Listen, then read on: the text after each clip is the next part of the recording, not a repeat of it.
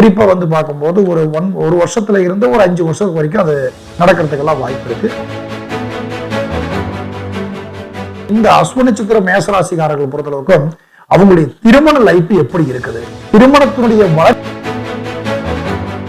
பெரிய ஒரு வளர்ச்சியான ஒரு காலகட்டமே இவங்களுக்கு சுக்கிர பகவான் திசை. அடுத்தது வந்து பார்க்கும்போது இவங்களுக்கு சூரிய திசை வரும்.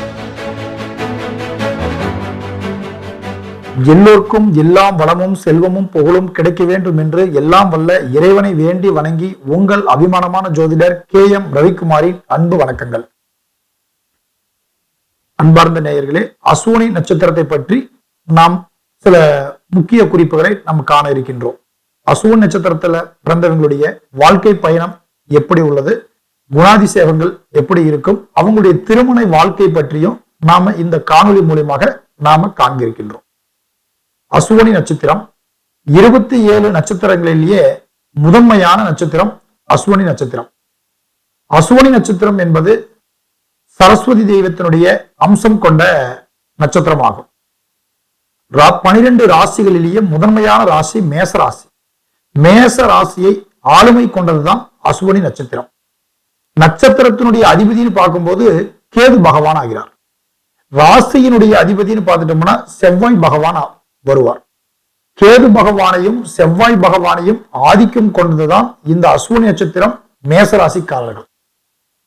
அஸ்வினி நட்சத்திரம் அப்படின்னு பார்க்கும்போது வந்துங்க, அவங்களுடைய குணாதிசயம் பார்த்துட்டு நீங்க வந்து இயல்பாகவே ஒரு பிடிவாத குணம் உள்ளவங்க, முரட்டு கோபம் உள்ளவங்க, சடார் நின்று கோபம் வரக்கூடியவர்கள்.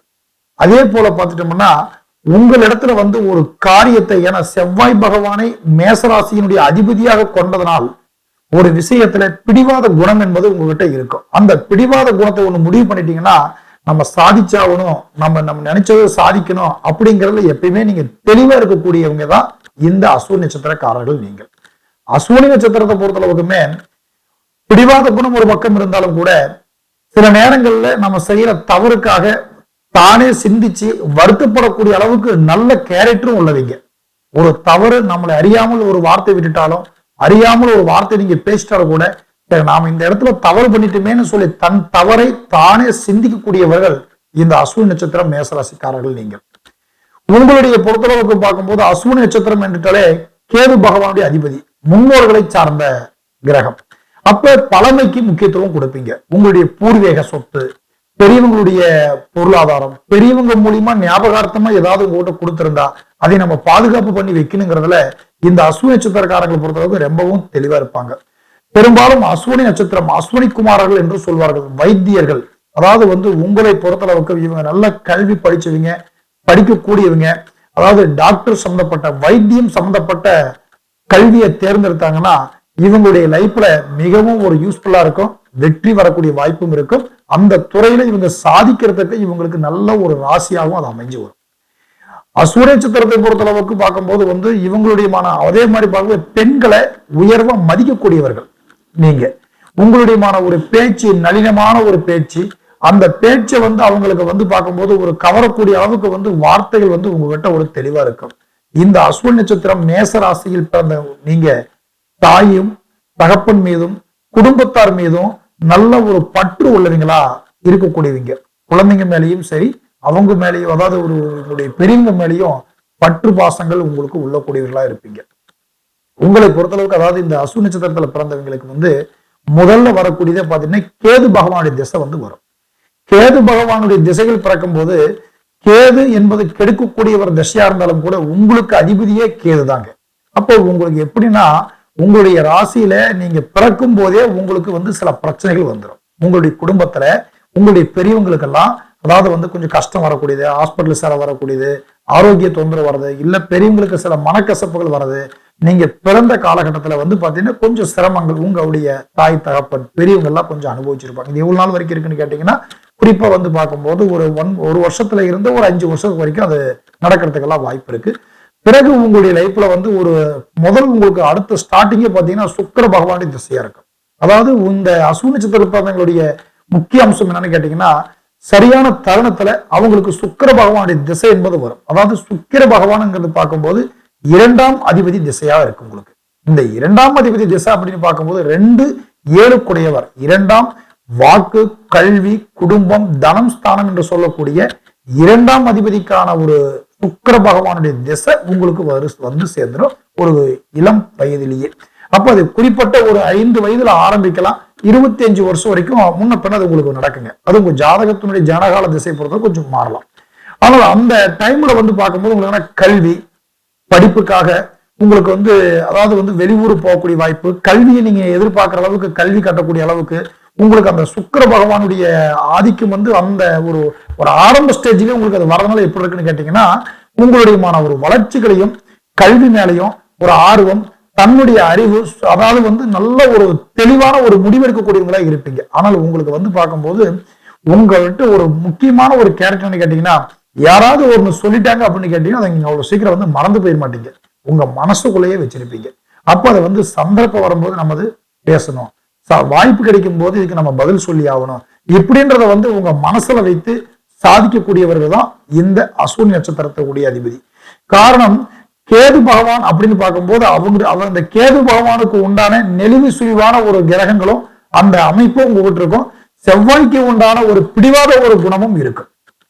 செவ்வாய் பகவானுடைய பொறுத்தளவுக்கு உங்களோட ராசிக்கு அதிபதியா இருக்கிறதுனால உங்க இடத்துல வந்து பாத்தீங்கன்னா உங்களுக்கு பெரும்பாலும் வந்து இவங்களுக்கு பொறுத்தளவுக்கு 10ஆம் அதிபதி, மேசராசி என்றாலே 10ஆம் அதிபதி சனி பகவானா வராரு.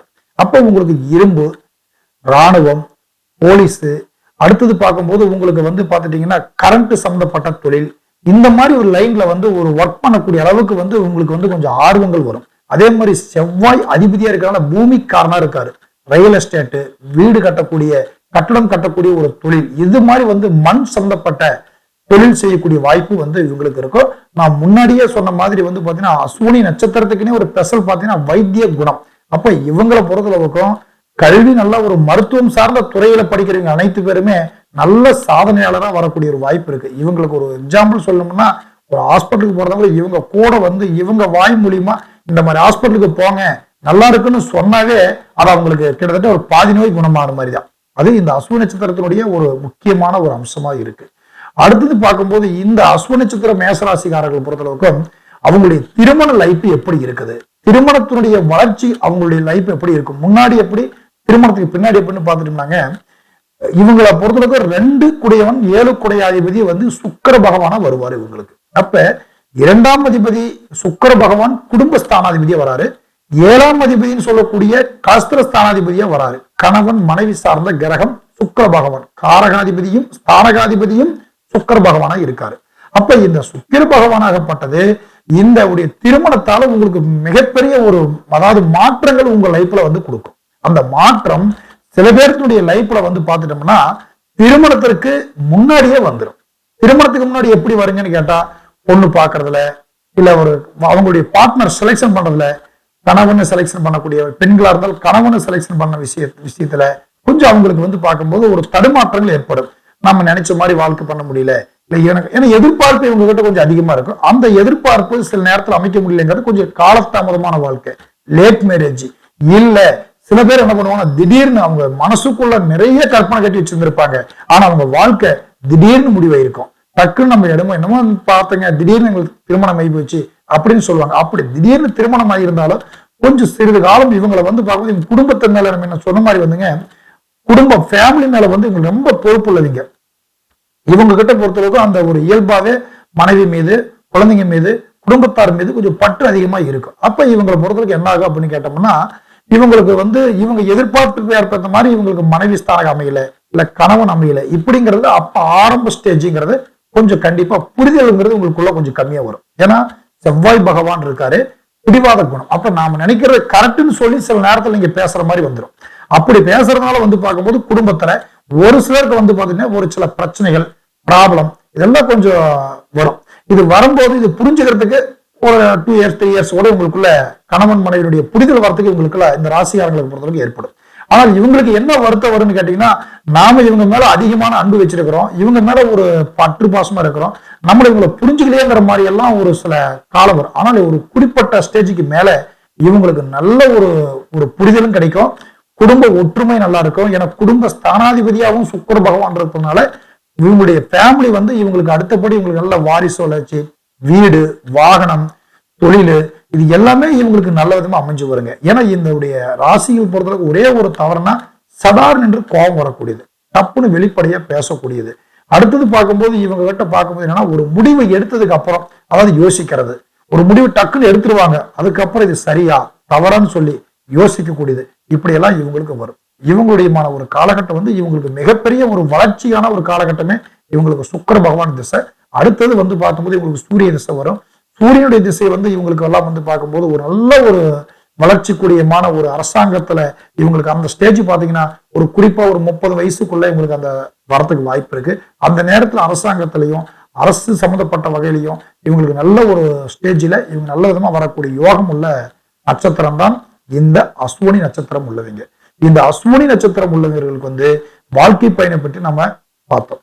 அதே போல இவங்களுக்கு பாத்தீங்கன்னா நல்ல வீடு, பெரியவங்களுடைய ஒரு சொத்து, இதெல்லாம் இவங்ககிட்ட கொஞ்சம் வரும். ஆனா அதுல கொஞ்சம் போராட்டங்களும் கண்டிப்பா நிச்சயமா இருக்கும். ஏன்னா அஸ்வினி நட்சத்திரம் மேசராசியில உட்கார்ந்து இருக்கும் போது அங்கதான் சூரிய பகவான் உச்சமடைகிறார். அதனால இவங்களுக்கு பார்க்கும்போது இந்த பெரியவங்களால வரக்கூடிய சொத்துக்களால கொஞ்சம் பிரச்சனைகள் இருக்கும். ஆனா இருந்தாலும் அதெல்லாம் இவங்க சமாளிச்சுக்குவாங்க. ஆனால் இவங்க சரியான இவங்களுக்கு ஒரு வழிகாட்டுதலா ஒரு தெய்வத்தை வழிபாடுன்னு நினைச்சா அது எந்த மாதிரி இவங்க கொண்டு போகணும்னா, அதாவது இவங்களுக்கு பொறுத்தளவுக்கு சரஸ்வதி தெய்வத்தை இவங்க அதிதேவதையா இவங்க நினைச்சு அஸ்வினி நட்சத்திரத்துல பிறந்தவங்களுக்கு சரஸ்வதி அம்பால இவங்க அதிகமான முறையில வழிபாடு இவங்களுக்கு சரஸ்வதி பூஜை வரும்போதெல்லாம் இவங்க வீட்டுல நல்ல ஒரு விசேஷமா சிறப்பா இவங்க செய்யணும். இந்த அஸ்வினி நட்சத்திரத்துல பிறந்தவங்க சரஸ்வதி பூஜையை எந்த அளவுக்கு எடுத்து கொண்டாடுறாங்களோ அந்த அளவுக்கு இவங்களுடைய லைஃப்லுடைய மிகப்பெரிய ஒரு பாசிட்டிவான ஒரு எனர்ஜி, ஒரு நல்ல ஒரு மாற்றத்தை இவங்களுக்கு கொடுக்கும். அதே போல முருகப்பெருமான இவங்க கண்டிப்பா ஏன் முருகப்பெருமானன்னு சொல்றோம்னா,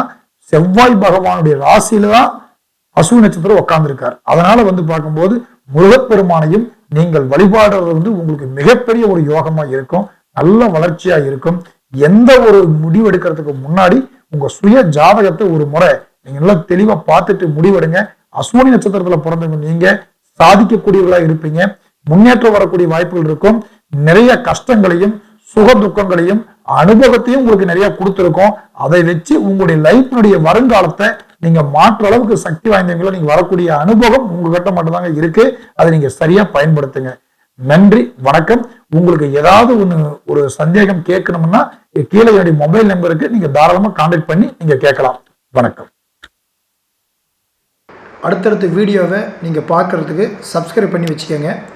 பிடிச்சிருந்தால் லைக் பண்ணுங்க, உங்க ஃபேமிலி ஃப்ரெண்ட்ஸுக்கு எல்லாத்துக்கும் ஷேர் பண்ணி சப்போர்ட் பண்ணுங்க. நன்றி, வணக்கம்.